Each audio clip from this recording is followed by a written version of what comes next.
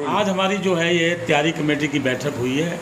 हमारी 26 और 27 तारीख को राष्ट्रीय कन्वेंशन होने जा रही है जो सिंगू बॉर्डर पे होगी।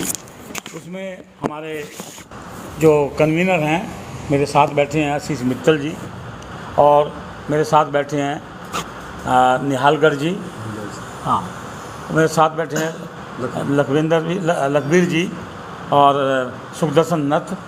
साथ में हैं आपके प्रेम सिंह भंगू, अजनाला जी और जयकर्ण जी। ये सब हम लोग कमेटी के सदस्य हैं और हमने एक कल भी बैठक की थी और आज एक विस्तारित की बैठक हुई है।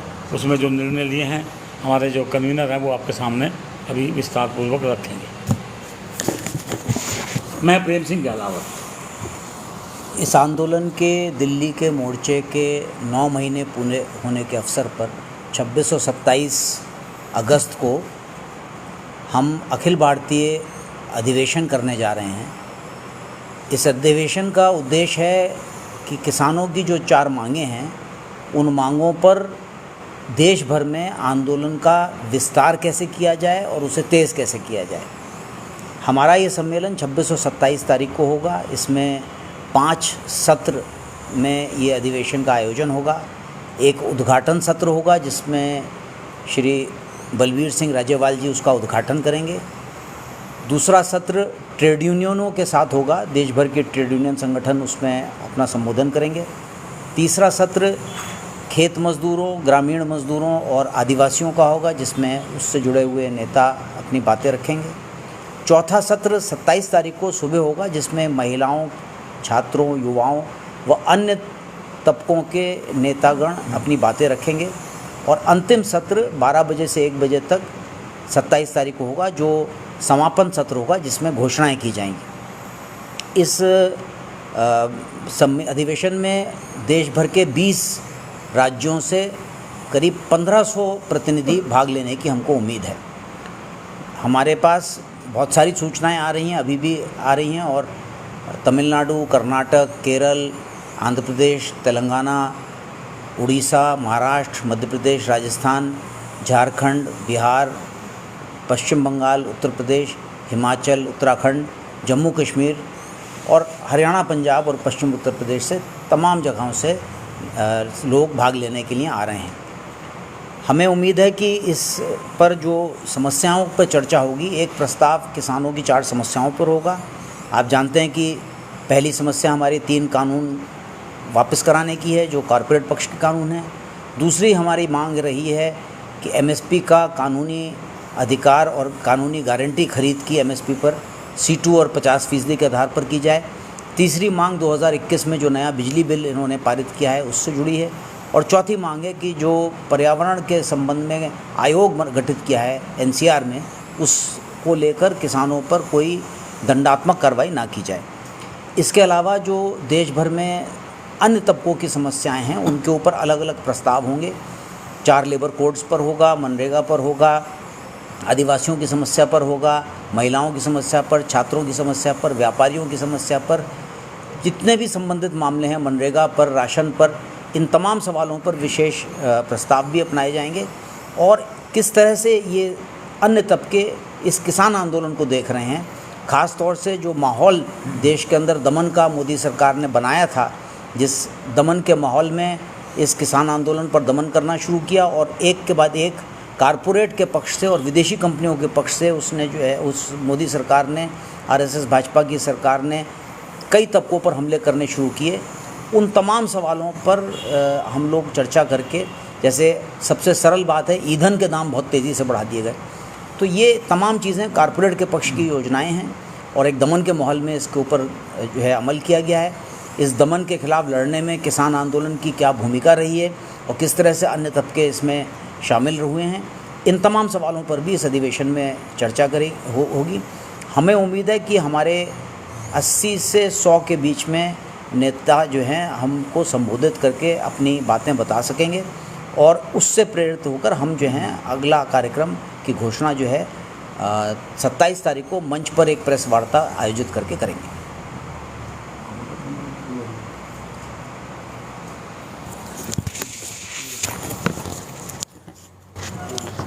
आपका मीडिया कर्मियों का इस सभा में जो है स्वागत है। जैसे हमारे कन्वीनर साहब ने बताया है कि इसके बारे में तो आप सुन ही चुके हैं कि नहीं, इसी में चल जाएगा। आप सुन ही चुके हैं कि ਜਿਹੜਾ ਹੈਗਾ ਸਾਡਾ ਜਿਹੜਾ 26 ਤੇ 27 ਦੀ ਕਨਵੈਨਸ਼ਨ ਹੈ, ਇਹ ਇੱਕ ਮਹੱਤਵਪੂਰਨ ਕਨਵੈਨਸ਼ਨ ਹੈ ਕਿਉਂਕਿ ਇਸ ਨੇ ਤੈਅ ਕਰਨਾ ਹੈ ਕਿ ਆਉਣ ਵਾਲੇ ਸਮੇਂ ਦੇ ਵਿੱਚ ਸਾਡਾ ਅੰਦੋਲਨ ਦੀ ਦਸ਼ਾ ਔਰ ਦਿਸ਼ਾ ਕੀ ਹੋਏਗੀ। ਇਸ ਲਈ ਇਹਦੀ ਇੱਕ ਖਾਸ ਮਹੱਤਤਾ ਇਹ ਹੈ ਕਿ ਸਾਰੇ ਹਿੰਦੁਸਤਾਨ ਦੇ ਵਿੱਚ ਲਗਭਗ 25-26 ਸੂਬਿਆਂ ਦੇ ਵਿੱਚ ਪ੍ਰਾਂਤਾਂ ਦੇ ਵਿੱਚੋਂ ਸਾਡੇ ਪ੍ਰਤੀਨਿਧ ਆ ਰਹੇ ਨੇ, ਜਿਨ੍ਹਾਂ ਨੇ ਆਪਣੇ ਆਪਣੇ ਇਲਾਕੇ ਦੇ ਵਿੱਚੋਂ ਆ ਕੇ ਸਾਰੀਆਂ ਉੱਥੇ ਦੀਆਂ ਕਿਸਾਨਾਂ ਦੀਆਂ ਸਮੱਸਿਆਵਾਂ ਔਰ ਇਸ ਅੰਦੋਲਨ ਪ੍ਰਤੀ ਆਪਣੇ ਵਿਚਾਰ ਨੇ ਜਿਹੜੇ ਦੇਣੇ ਨੇ। ਇਸ ਲਈ ਇਹ ਇੱਕ ਬਹੁਤ ਮਹੱਤਵਪੂਰਨ ਸਾਡੀ ਕਨਵੈਨਸ਼ਨ ਹੈ। ਇਹਦੇ ਸਾਰੇ ਪ੍ਰਬੰਧ ਜਿਵੇਂ ਕਨਵੀਨਰ ਸਾਹਿਬ ਨੇ ਦੱਸਿਆ ਮੁਕੰਮਲ ਕਰ ਲਏ ਨੇ। ਇਸ ਲਈ ਮੈਂ ਜ਼ਿਆਦਾ ਕੁਛ ਨਾ ਕਹਿੰਦਾ ਹੋਇਆ ਤੇ ਆਸ ਕਰਦੇ ਹਾਂ ਕਿ ਇਹ ਬੜੀ ਸਫਲ ਹੋਏਗੀ, ਸਾਨੂੰ ਆਉਣ ਵਾਲੇ ਸਮੇਂ ਦੇ ਵਿੱਚ ਰਾਹ ਦਸੇਰਾ ਬਣ।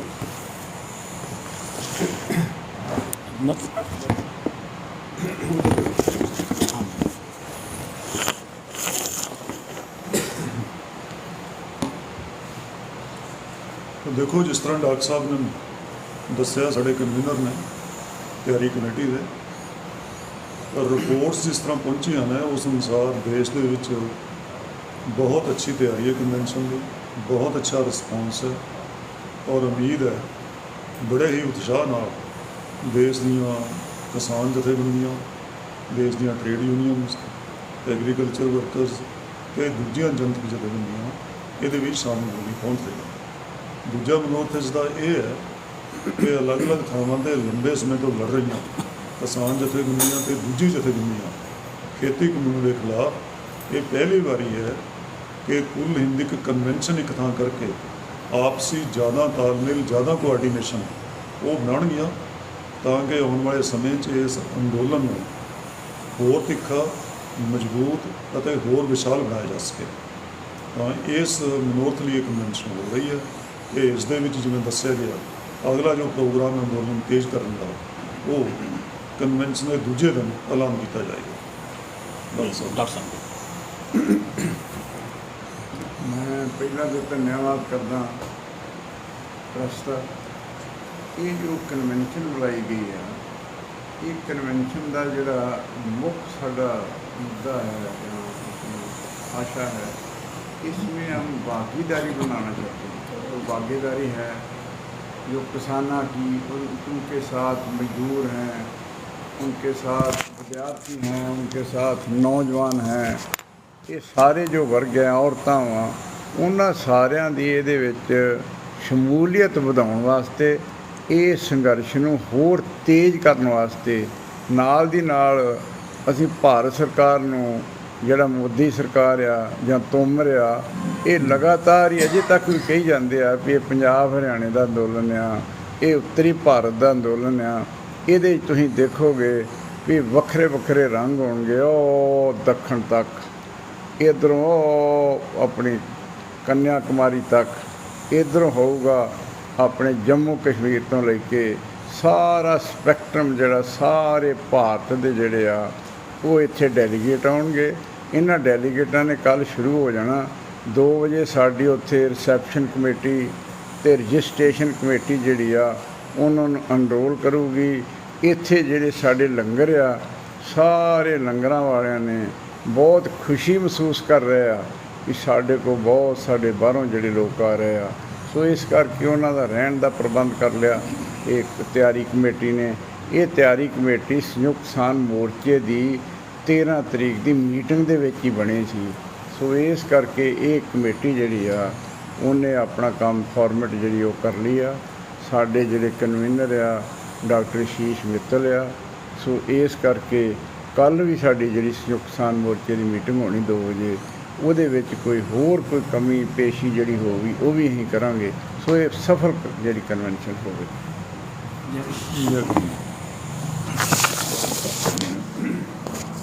जैसा साथियों ने बताया कि इस कन्वेंशन का उद्देश्य है कि ये जो काले कानून हैं और बिजली बिल है और पराली जलाने पर जो किसानों पर जुर्माना और सज़ा का जो बिल है, इसकी पूरे देश में जानकारी देना। पंजाब हरियाणा में एमएसपी पर फसलों की खरीद होती है, लेकिन बाकी देश में 6% किसानों को छोड़कर 94% किसानों की फसल की सरकारी खरीद नहीं होती। उन्हें आज तक पता भी नहीं कि एमएसपी क्या होता है। तो एक तो इन काले कानूनों के बारे में पूरे देश में जागरूकता पैदा करना, एक उद्देश्य तो ये है। दूसरा, आंदोलन को पूरे देश में फैलाना। अब भी ये आंदोलन लगभग पूरे देश में है, लेकिन जो गोदी मीडिया है वो दिखाता नहीं। ये राष्ट्रीय स्तर के जो संगठन हैं उनके प्रतिनिधि बैठे हैं, और किसी का संगठन पूरे देश में है, किसी का 20 स्टेट्स में है, किसी का 15 स्टेट्स में है। तो जो भी एसकेएम आवाज़ देता है उस पर पूरे देश में प्रतिक्रिया होती है। किसान हैं, खेत मजदूर हैं, और जो कंपनियों के श्रमिक हैं, छोटे कर्मचारी हैं, महिलाएं हैं, छात्र हैं, नौजवान हैं, वो हर आवाज़ के प्रति अपनी प्रतिक्रिया देते हैं। जिला स्तर पर, ब्लॉक स्तर पर और राज्यों की राजधानियों में धरने प्रदर्शन करते हैं, और मार भी खाते हैं, लाठी और जेल भी जाते हैं। तो इस तरह फैला तो हुआ है, लेकिन इसको व्यापक और बनाना है, और पूरे देश के प्रतिनिधि इसमें शामिल होने आ रहे हैं। तो इस उद्देश्य को लेकर ये कन्वेंशन किया जा रहा है।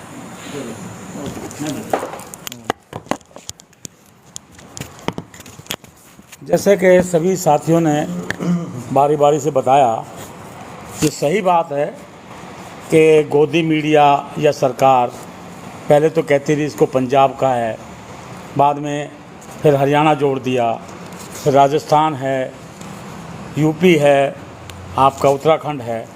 लेकिन मैं ये कहता हूँ कि अगर वाकई इनकी आँखें हों तो ये देखें, देश के 99% लोग इस आंदोलन के साथ हैं और खड़े रहेंगे।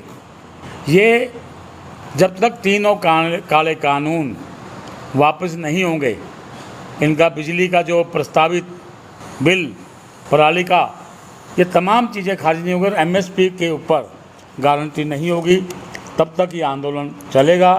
कितना ही लंबा हो जाए, इस बात की सब में उत्साह है, पूरे देश के लोगों में उत्साह है। पूरा देश, मैं तो समझता हूँ कि आपके बाहर की ताकतें, बाहर के किसान, अमेरिका के किसान, जर्मन के किसान, तमाम जगह इसका समर्थन है।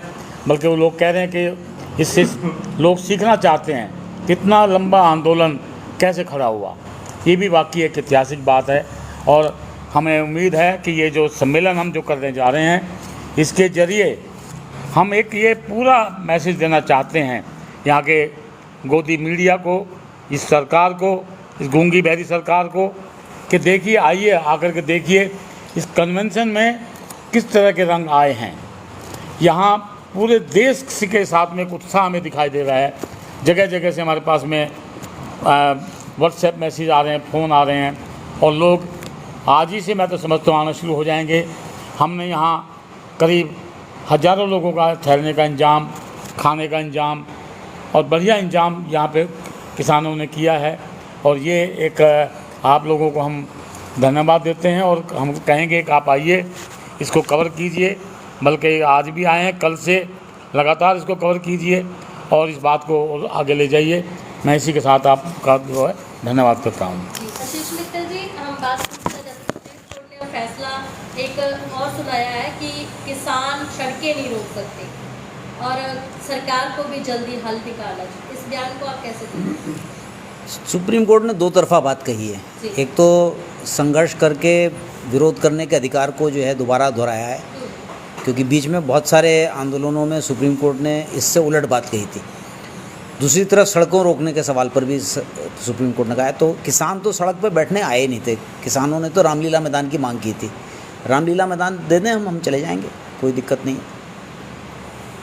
हम संसद के पास जाना चाहते हैं, हमें वोट क्लब दे दें। सड़कें ब्लॉक तो किसानों ने नहीं की, दोनों तरफ सड़कें तो खुली हुई है। आप क्या स्पष्टीकरण करेंगे उसको, अगर उन्होंने यही कहा है कि सड़कें ब्लॉक करके बैठे किसान, तो इसके बारे में आप हमको तो रोका गया है सड़क पर। हम तो सड़क पे बैठे हैं इसलिए क्योंकि हमको आगे बढ़ने से रोका गया है। बाकी हम तो जाना चाह रहे थे रामलीला मैदान और बोट क्लब पे, अगर हमको अनुमति देंगे तो हम जाएंगे वहाँ पर। ਟਿਮ ਸਿੰਘ ਪੰਗੂ ਜੀ, ਤੁਸੀਂ ਦੇਖ ਸਕਦੇ ਹੋ ਕਿ ਜਿੰਨੀਆਂ ਹੀ ਗੰਨੇ ਦੇ ਬਕਾਏ ਤੇ ਰੇਟ ਨੂੰ ਲੈ ਕੇ ਮੀਟਿੰਗਾਂ ਕੀਤੀਆਂ ਜਾ ਰਹੀਆਂ ਸਰਕਾਰ ਦੇ ਨਾਲ, ਸਾਰੀਆਂ ਬੇਸਿੱਟਾ ਰਹਿ ਰਹੀਆਂ ਨੇ। ਅੱਜ ਦੀ ਮੀਟਿੰਗ ਤੋਂ ਬਾਅਦ ਸ਼ਾਇਦ ਪਤਾ ਲੱਗੇਗਾ ਕਿ ਕੀ ਹੱਲ ਹੋਵੇ, ਪਰ ਕਾਰਨ ਕੀ ਲੱਗਦਾ ਤੁਹਾਨੂੰ ਕਿ ਕਿਉਂ ਬੇਸਿੱਟਾ ਰਹਿ ਰਹੀਆਂ ਨੇ? ਕਿਉਂਕਿ ਬਕਾਇਆ ਬਹੁਤ ਘੱਟ ਰਹਿ ਚੁੱਕਾ ਹੈ, ਤਕਰੀਬਨ 400 ਕਰੋੜ ਤੇ ਬਕਾਇਆ ਜਿਹੜਾ ਉਹ ਵਾਪਸ ਕਿਸਾਨਾਂ ਨੂੰ ਦੇ ਦਿੱਤਾ ਗਿਆ ਹੈ। ਤੁਹਾਡਾ ਇਸ ਤੇ ਕੀ ਕਹਿਣਾ? ਦੇਖੋ, ਇਹ ਪਹਿਲਾਂ ਤਾਂ ਬਸ ਮੈਂ ਇੱਕੋ ਇੱਕ ਮਿੰਟ ਦੇਣਾ ਸੀ।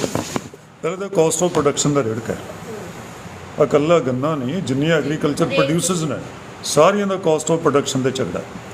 ਖੇਤੀਬਾੜੀ price commission caste of production ਤੋਂ 400-500 ਰੁਪਏ ਕੁਇੰਟਲ ਘੱਟ ਰੇਟ ਤੈਅ ਕਰਦਾ ਹੈ। ਇਹੀ ਪੋਜੀਸ਼ਨ ਕਰਨੇ ਦੀ ਹੈ। ਤਾਂ ਕੱਲ੍ਹ ਜਿਹੜੀ ਮੀਟਿੰਗ ਹੋਈ, ਐਕਸਪਰਟ ਓਪੀਨੀਅਨ ਲਿਆ ਉਹਨਾਂ ਨੇ, ਉਹਦੇ 'ਚ ਸਹਿਮਤੀ ਬਣੀ ਵੀ ਕਾਸਟ ਆਫ ਪ੍ਰੋਡਕਸ਼ਨ ਦੇ 470 ਰੁਪਏ ਹੈ ਔਰ ਕਿਸਾਨ ਮੰਗੇ 400 ਰੁਪਏ ਰਹੇ ਨੇ। ਔਰ ਹਰਿਆਣਾ ਨੇਬਰ ਸਟੇਟ ਹੈ, ਜਿਸੇ 358 ਰੁਪਏ ਦਿੱਤਾ ਜਾ ਰਿਹਾ ਹੈ। ਪੰਜਾਬ 'ਚ ਪਹਿਲਾਂ 315 ਰੁਪਏ ਵਧਾ ਕੇ 315 ਕਰਨਾ, ਕੀ ਜਸਟੀਫਿਕੇਸ਼ਨ? ਇਸ ਲਈ ਸਰਕਾਰ ਦੀ ਕੋਈ ਜਸਟੀਫਿਕੇਸ਼ਨ ਨਹੀਂ। ਉਹਨਾਂ ਨੂੰ ਘੱਟੋ ਘੱਟ ਜੇ ਲਾਗਤ ਖਰਚਾ ਤੋਂ ਵੀ ਘੱਟ ਮਿਲਣਾ ਹੈ ਤਾਂ ਕਿਸਾਨ ਨੇ ਤਾਂ ਮਰਨਾ ਹੀ ਹੈ। ਗੰਨੇ ਵਾਲਿਆਂ ਦਾ ਬੜਾ ਜਾਇਜ਼ ਹੈ ਇਹ। ਅਸੀਂ ਫਸਲ ਵੇਚਦੇ ਹਾਂ, ਸਾਨੂੰ ਫਸਲ ਦੇ ਪੈਸੇ ਨਹੀਂ ਮਿਲਦੇ ਤਾਂ ਉਹਨਾਂ ਨੂੰ ਬਚਣਾ। ਕਾਰਨ ਕੀ ਲੱਗਦਾ ਕਿਉਂ ਬੇਸਿੱਟਾ ਰਹਿ ਰਹੀਆਂ ਮੀਟਿੰਗਾਂ, ਕਿਉਂ ਅਜੇ ਤੱਕ ਕੰਮ ਨਹੀਂ ਹੋ ਰਿਹਾ? ਇੱਕ ਮੈਂ ਦੱਸਣਾ ਚਾਹੁੰਦਾ, ਮੈਂ ਗੰਨੇ 'ਚ ਕੰਮ ਵੀ ਕੀਤਾ। ਅਸਲ ਵਿੱਚ ਆ ਵੀ ਇਹ ਅੱਜ ਤੋਂ 4 ਸਾਲ ਪਹਿਲਾਂ ਜੀ ਗੌਰਮੈਂਟ ਆਫ ਪੰਜਾਬ ਨੇ ਮੀਟਿੰਗ ਸੱਦੀ ਸੀ। ਉਹਦੇ 'ਚ ਮਾਹਰ ਸੱਦੇ ਸੀ, ਐਗਰੀਕਲਚਰ ਯੂਨੀਵਰਸਿਟੀ ਵਾਲੇ ਸੱਦੇ ਸੀ। ਉਹਦੇ ਵਿੱਚ ਉਹਨਾਂ ਨੇ ਵਰਕਆਊਟ ਕਰਕੇ ਲਿਆਂਦਾ ਸੀ ਵੀ 343 ਰੁਪਏ ਕਾਸਟ ਆਫ ਪ੍ਰੋਡਕਸ਼ਨ ਆਉਂਦੀ 1917-18 ਦੇ ਵਿੱਚ। ਜੀ 343 ਅੱਜ ਤੁਸੀਂ ਕੱਢ ਕੇ ਵੇਖ ਲਓ ਕਿੰਨੀ ਮਹਿੰਗਾਈ ਹੋ ਗਈ, ਖਾਦਾਂ ਵੀ ਸਾਰਾ ਕੁਝ ਲੇਬਰ ਪਾ ਕੇ ਅਸੀਂ ਉਹਨਾਂ ਨੂੰ ਕੱਢ ਕੇ ਦਿੱਤਾ। ਸੰਯੁਕਤ ਕਿਸਾਨ ਮੋਰਚੇ ਨੇ 392 ਰੁਪਏ 50 ਪੈਸੇ ਕਾਸਟ ਆਫ ਪ੍ਰੋਡਕਸ਼ਨ ਹੈ ਪੰਜਾਬ ਦੀ। ਅਜੇ ਉਹਦੇ 'ਚ 50% ਜੇ ਪਾਈਏ ਤਾਂ ਵੇਖ ਲਓ ਕਿੱਥੇ ਜਾਂਦਾ ਵਾ। ਅਤੇ ਤੁਸੀਂ ਅਜੇ ਪਿਛਲੇ ਬਕਾਏ ਨਹੀਂ ਦੇਣ ਡਏ। ਸੋ ਇਸ ਕਰਕੇ 20 ਤਰੀਕ ਨੂੰ ਅਸੀਂ ਜਦੋਂ ਅਲਟੀਮੇਟਮ ਦਿੱਤਾ ਵੀ 20 ਨੂੰ ਅਸੀਂ ਕਰਾਂਗੇ, ਉਹਦੇ ਬਾਅਦ ਸਾਨੂੰ ਸੱਦਿਆ ਗਿਆ ਚੰਡੀਗੜ੍ਹ। ਉਹਦੇ ਵਿੱਚ ਜਿਹੜਾ ਕੋਆਪਰੇਟਿਵ ਮਿਨਿਸਟਰ ਹੈ ਸੁਖਜਿੰਦਰ ਸਿੰਘ ਰੰਧਾਵਾ, ਉਹਦੀ ਅੱਜ ਤੋਂ 7 ਦਿਨ ਪਹਿਲਾਂ ਇੰਡੀਅਨ ਐਕਸਪ੍ਰੈਸ ਐਕਸਕਲੂਸਿਵ ਸਟੇਟਮੈਂਟ ਹੈ ਵੀ ਇਹ ਮੋਦੀ ਨੇ ਜਿਹੜਾ ਭਾਅ ਬੰਨਿਆ 275 ਤੋਂ 285, ਜਿਹੜਾ ਫੇਅਰ ਰਿਮੂਨਰੇਟਿਵ ਪ੍ਰਾਈਸ ਆ, ਇਹ 70 ਰੁਪਏ ਘੱਟ ਆ। ਉਹਨੇ ਵੀ 355 ਰੁਪਏ ਉਦੋਂ ਕਿਹਾ ਵੀ ਮੋਦੀ ਨੂੰ ਬੰਨਣਾ ਚਾਹੀਦਾ 8.5 ਪੁਆਇੰਟ ਦੇ ਉੱਤੇ। ਸੋ ਇਸ ਕਰਕੇ ਪੰਜਾਬ ਦੀ ਬਹੁਤ ਵੱਡੀ ਜਸਟੀਫਿਕੇਸ਼ਨ ਆ। ਪੰਜਾਬ ਦੀ ਕਾਸਟ ਆਫ ਪ੍ਰੋਡਕਸ਼ਨ ਜਿਹੜੀ ਆ ਸਾਰੇ ਹਿੰਦੁਸਤਾਨ ਨਾਲੋਂ ਵੱਧ ਆ। ਅਸੀਂ 10% ਰਿਕਵਰੀ ਵੀ ਦੇ ਰਹੇ ਹਾਂ।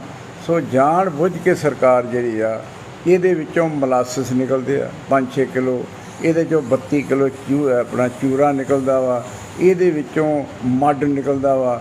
ਇਹ ਜਿਹੜਾ ਗੰਨਾ ਵਾ ਇਹ ਬੜੀ ਪ੍ਰੋਡਕਟਿਵ ਕਰੋਪ ਹੈ, ਇਹਦੀ ਹਰ ਪੋਰਸ਼ਨ ਜਿਹੜਾ ਵਾ ਉਹ ਕੰਮ ਆਉਂਦਾ ਵਾ।